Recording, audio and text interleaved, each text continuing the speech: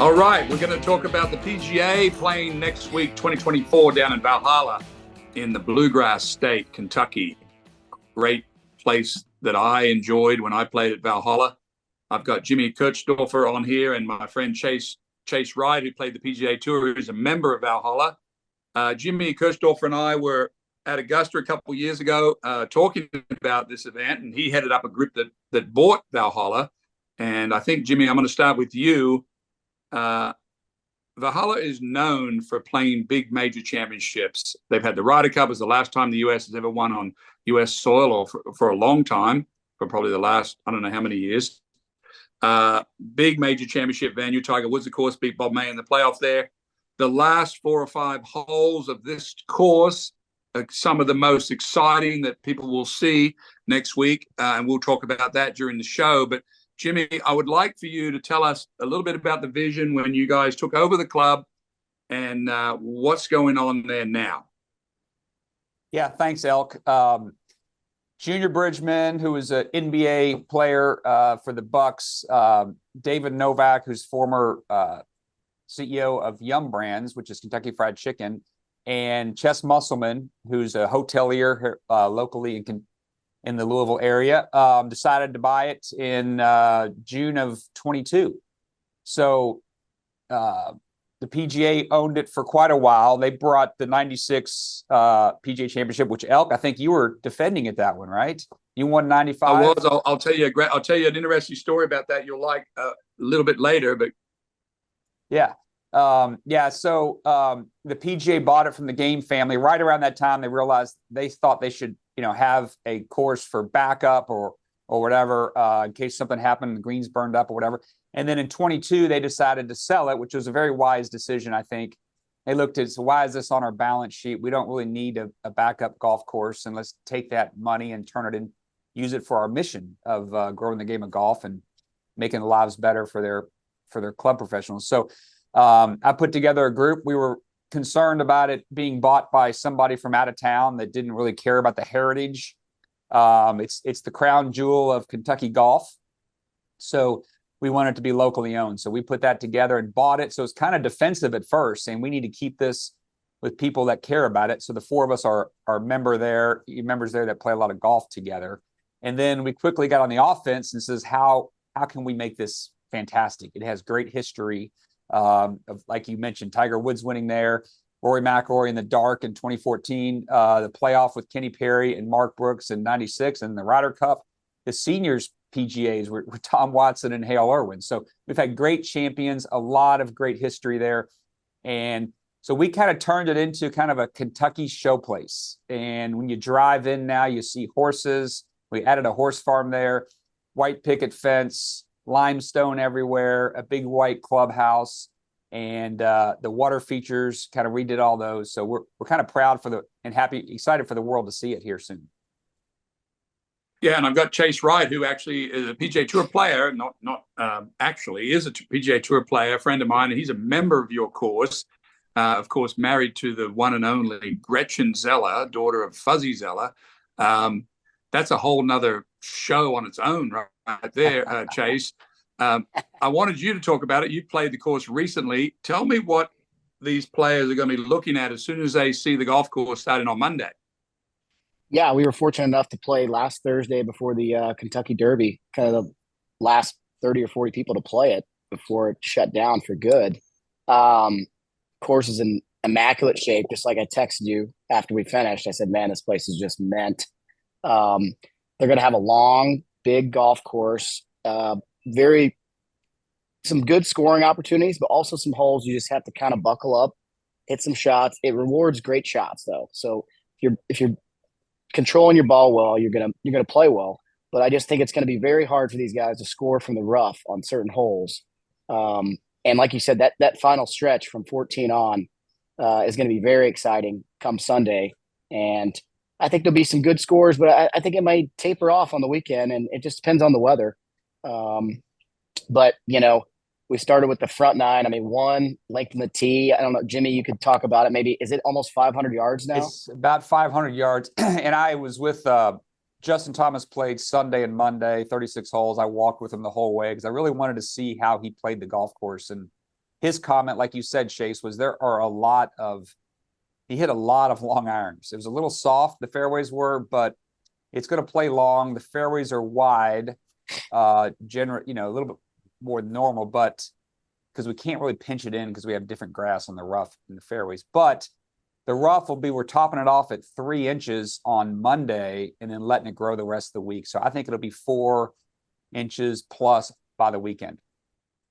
That's great. Well, that's kind of exciting. In a certain sense, now that I don't play, I'm not that worried about people playing in 4 inches of rough. But a Kentucky rough, and I know that you don't have golf carts on this course, so there's only walking, so no one's been trampling it down. So 4 inches is very exciting to viewing golf. I want to talk about the back nine a little bit, but the front nine, 1 and 2, you've converted to a par 4. That's interesting. But the 6th hole, if I recall, is the super hole. You sort of have to lay up to a sort of is it a river right there, or is it a lake? And then you have a real long second shot, like a 200-yard shot. Everyone will have that same shot. Miss the fairway at 6. Can you even get across? If you miss it left, it is a hard. We call it it's Floyd's Fork, so it's a pretty kind of small river, large creek, whatever you want to call it. But yeah, it's a pretty big fairway. They'll be hitting. Justin hit a 3-wood off of there. But if you do tug it left, it's a hard shot to get over the water. Your layup may be like 200 yards away from there. So, but that's going to play one of the hardest. That along with number 2, which is a par 4 now. We moved the tees up to make it a par 4. We'll play one of the tougher holes. We renamed all the holes kind of with a Kentucky horse racing or bourbon theme, and number 6 is called Long Shot. It's a long shot to make a birdie there, and then no matter where you hit it, you're going to have a long shot on your second shot. Yeah, and some of the things about Valhalla, we talked about the history of the course, is etched in my mind, right? The most iconic moment that's ever been done at your course is when Tiger was in the playoff with Bob May, and he famously pointed at the hole down there on hole number 16, which is a very narrow corridor down there on the creek, Jimmy, where long par 4 dogleg right. And then there's another moment that I recall is when Anthony Kim was playing in the Ryder Cup and forgot his score in his match after he played, I think, 14? 14. And was stomping off on the way to go to 15, and he'd already finished beating Sergio Garcia. So those 2 moments, of course, Bob May and the playoff and Tiger filling it up. The 96 story, Jimmy, you wouldn't know, but I was the defending champ, as you said. I think we had the dinner at the Brown Hotel, incredible place downtown, right? Oh, yeah. And then I got paired with Jack Nicklaus, who happened to be my idol the first 2 rounds, which was amazing. So now I know Jack was 56 because we all know he won the Masters in 46 when he was at 46 at the Masters. So he was 56, but I shot 67 in the first round. As nervous as I was, major champion, won a bunch of tournaments, but playing with Jack Nicklaus at Valhalla in 2016 was still one of the best rounds I've ever played in my life. I finished up losing. I finished up with 1 stroke out of that playoff when I was defending. So that was great. Let's talk about the last 5 holes, or the last. I think we need to talk about the last 5. The 13th. Yes, the 13th is a sort of an island green made out of big limestone blocks. Jimmy, talk about that hole for me, if you will. Yeah, we've changed that as far as the you'll see that a lot on TV. They're going to have a lot of cameras there because there's we exposed the limestone, a big waterfall behind it, and no matter where you're putting from on 13, the island green, you're going to see that waterfall. But yeah, that's probably like a 3-iron layup, kind of down a hill and maybe a wedge, but it is an island green, so it's a little dicey there. Miss the fairway there, you can't go. You Very can go. Dodgy, right? It's just a little. It depends on the firmness of the greens. I think you can go. You just got to middle of the green and be a little careful. The next hole's long 3.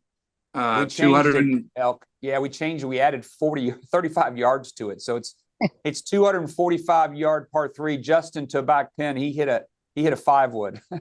So that's the one. You're right. Sergio lost to AK, and AK kept walking to the 15th tee and didn't know he won the match.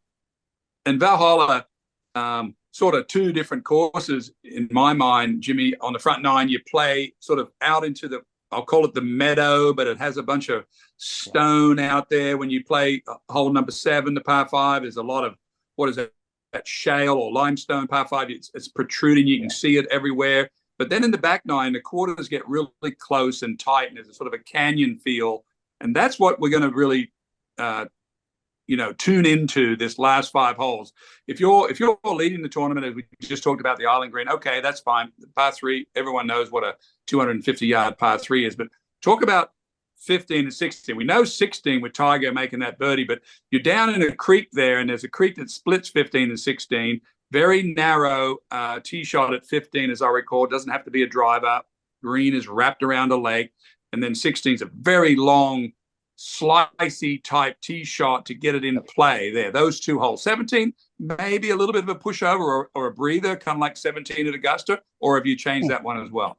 Well, we've changed that, but let me get to 15 first. It's a lot of people's favorite hole because it is beautiful. We call it Brush Run, which is a little creek that goes on the right between 15 and 16, but it's all the way up to the green. So you have to contend with it a little bit off the tee. Players will probably hit 3-wood to leave yourself about 160 yards to kind of a small green with the creek on the right of the green. So you can see some drama there. It's a beautiful hole. But 16 is long. There's a new tee back there. It's about 500 yards. And we looked a lot at that tee, and I had Kerry Haig out there wondering if we should take some trees down. But he said, no, you have to hit a fade. And this is a hole you really, you don't have to, but the hole calls for it, and it makes it a lot shorter if you can get a little bit of a fade for a right-hander off the tee. And then it's going to be like a 4-iron in to that green. So that has been changed in the green since Tiger made that famous pointing putt. That green's changed a little bit as well. And then as we take a pretty good climb out of the green at 16 up onto the 17, sort of a plateau.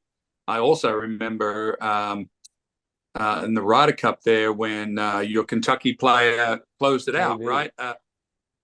He hit one of the JB hit from those back JB tees. Holmes hit the best drive I've ever seen. He had like a little 80-yard sand wedge that he hit stone dead, as I recall. Is that right? Dead to kind of win the match. To win the Ryder Cup. Well, we thought it was to win the Ryder Cup, but I think Jim Furyk missed a little putt on the hole before. So that technically was not the clinching one. But yeah, that, and Chase, I know you've been back there to that tee and seen that. Yeah. We call it straight up, that hole. And just like we drink our whiskey sometimes here in Kentucky, but it's a tough climb. Chase, you want to talk about 17? Yeah, Elk. I know you called it back in your day, might have been slight pushover. No chance. Well, it was a drive and a short iron. It was sort of like once you got to 17, and don't take this the wrong way, Jimmy, it was sort of a drive up there. It was a tough drive, but once you drove it in the fairway at 17, the hole was kind of over. It was certainly if you hit the fairway. Yeah. So now, Jimmy, do you know what the cover is on that left bunker? I was guessing about 295 or 300.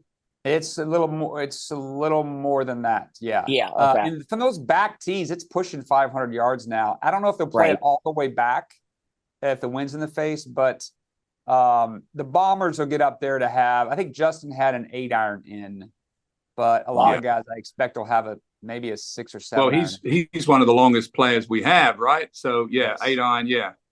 Well, and Elk, if you hit it shorter, the fairway is probably only. Correct me if I'm wrong, Jimmy, but like 20 yards wide in between those two bunkers. It's like a little finger if you can't get past that 305 point. And it kind of hit right back up into the upslope. Before we talk about hole 18, iconic 18, will there be a official Kentucky bourbon served next week, or is it just the whole array of your great state on display? Well, 2 things. Elijah Craig is the official sponsor of the PGA, and they have some great bourbons. Heaven Hill Distillery, which is local here. But another thing we're proud of was we came up with our own bourbon label. It won't be served next week, but we have the Valhalla bourbon that we came up. It's really good, 9-year-old bourbon, 115 proof. That we kind of have our own label that we're excited about. But Elijah Craig has a speakeasy on the golf course, which is They did the same thing last year at Oak Hill, and it seemed to have a lot longer lines than any of the other concession stands. Pretty popular spot. I should think so. Now, I'd like to talk about number 18 because 18 is almost like Tiger won this tournament, but he almost blew it on 18. He talk about 18. You know, when Rory won, he almost drove it in the water. It's a par 5. It winds its way dogleg right back up to the clubhouse. Tee shot, very much water's in play. If you hit the fairway, then the water's out of play. The green is shaped like a boomerang, using an Australian terminology. You could have a front left pin, a middle pin's further, and then a front pin again is closer if that green has stayed the same. But what's going on 18, Jimmy? Because I think that's an eagle hole. Can these boys still reach it? Well, I was watching Chase or some other members that really hit the ball pretty far play the tees that you all played in 96, and actually that Rory played in 14. And it was creeping up on a mid iron. So we moved the tee back about 30 yards. We built a new tee, and watching these guys play it now, they can reach it, but it's a 3 or 4 iron. And you're right. When you put that pin on the top shelf, which I think it'll be there Saturday and Sunday, it'll be there 2 of the 4 days. You got to drive it. You hit a high, soft 3 iron and stop it up there. You deserve an eagle putt. So it's playing a little tougher, but a lot of drama has happened there. Yeah, when Mark Brooks beat Kenny in a playoff, Kenny hit it way left after he was in the booth for like 30 minutes. Got out of the commentator booth, went out there and hit it a little left. Tiger did that against Bob May, and his ball bounced around and ended up finding a spot where he can play it. And Rory last year, if it wasn't so wet, I mean, he hit a little right, it hung up and did not go in the water. So, but this year the water is a little less in play off the tee. I mean, and the bunker on the left is a little, you squeeze it in there, but it's not like being a longer hole. It takes that a little bit out of play. You'll still see some guys miss it right. It can sneak into the water. Yeah, I'm hoping. Chase, let's talk about what do you think's a good score currently if we went out there and played right now? Is it 4 under? Is it 5 under? Is it 2 under? And who do you think? We know Scotty Scheffler's getting ready to have a baby. Scotty Scheffler's been head and shoulders above everyone else. And when every player walks to the tee at Augusta or now at the PGA, they bring with them all their history of their statistical advantage or disadvantage they have. They bring all their momentum that they've had recently. And Scotty Scheffler, since Tiger Woods in the year of 2000, he comes to the tee almost 1 stroke better per 9 than the second best player on tour. And he's a whopping almost 4 shots aside better than a top 10 player. That's how far ahead he is. Don't know what's going to happen to him coming in this next week after having a baby. Chase, let it go. Is Brooks Koepka's on fire? The defending champion just won in Singapore last week. Talk to me a little bit about what about some form here? Yeah, I think Brooks definitely would be a great pick. And like I told you earlier, I do not think it's going to be a first-time major champion, especially with that finish. Right now, today, I mean, if you broke 70 out there, it'd be a great score. It just depends on the tees, right? Depends on the weather, how firm the greens are or soft. But I would say anything under 70 would be a hell of a score right now. And you got to drive it. You've got to drive it in play, right? Yes. Yeah. I think you need if it were a first-time winner, I really like a Max Homa, fairly long, but very accurate, great iron player. And, I don't think guys are going to be able to get away with the bomb and gouge thing in certain spots. Now, Jimmy, I know you're one of the owners group and you're not representing the PGA, but are you happy to have all the top players playing next week? I'm talking about all the LIV guys, DP World Tour guys that, of course, qualified. Bryson will be back in action, Brooks, all these guys, Cam Smith. Personally, I'm going to answer the question after you, but I want to know what you think. I want to know what Chase thinks. I think the world is craving the best players in the world playing against each other. And so we'll definitely have that here. It is one of the strongest fields of golf, or maybe the strongest field in golf, because it's such it's 156 players. So you get a lot more. Maybe you can argue the toughest major to win because it is such a big field. and a good field. So I'm excited that Brooks is going to be here, John Rahm's going to be here, and Cam Smith, and I guess we're hoping Scotty's wife has that baby. I've been asked that every day. Like, are you hoping she has that baby? I'm like, it's one thing I definitely cannot control. I can't control the weather, and I can't control that. But it's going to be great. I liken it to this. Like, we have the Kentucky Derby here, and when a superstar horse wins the Kentucky Derby by 5 or 6 lengths, there's so much excitement thinking, could this be the Triple Crown year? This year we had a 3-horse photo finish, but and Scotty has been so dominant, winning 4 out of his last 5 starts, including the Masters. I think there's a big excitement of saying, hey, could he be the guy that completes that? I mean, it's still a long shot, but at least there's a lot of hope going in. Yeah, and if you cut his swing in half, Chase, from if you didn't look at his feet, you'd think his swing was just almost like someone like Tom Weiskopf. It reminds me of but you look at the whole totality, he's not trying to move his feet like that, but he's trying to, as if I was walking across an ice rink, I'm trying to keep my balance, and that's what he's doing. So he certainly have some torques in there and some forces that are moving his feet around. And I've wondered if he had 7mm spikes back in my day, whether he would move around at all. But Chase, let me hear your thoughts about everyone playing together. And when I was watching the Kentucky Derby, they were talking about a Japanese horse, Japanese rider, and all this stuff coming in. And I don't think these guys have to play together every week, Jimmy and Chase, meaning all the live guys. But I certainly would like to see it about 10 times a year where everybody plays together. And I know Tiger is on this new, squad that's going to go over and deal with the PIF. Has anybody got any wind of what may happen in that? I'll start with you, Chase. I do not. I couldn't agree more with Jimmy about this tournament next week, everybody coming together to play. The PGA year in, year out, like Jimmy said, is probably the strongest major championship field. U.S. Open's, obviously the Masters tournament is the Masters, right? But the PGA having 156 players, you have the qualification process is kind of second to none in that aspect. So I'm glad they're all getting together to play. And like you, I would like to see them get together a little more. I think it'll happen in the future. I just don't know how soon. Yeah. Well, Jimmy, you've put a lot of work, mate, into this event, and we can't wait to see the Bluegrass Lane, which we know we have Magnolia Lane, of course, and that'll be always on its own. But I'm happy that you're doing this, and maybe we'll all be able to recognize that. But we can't wait until you showcase all these things you've done next week. And if I'm not there for the Champions Dinner, mate, I'll be there with you in spirit.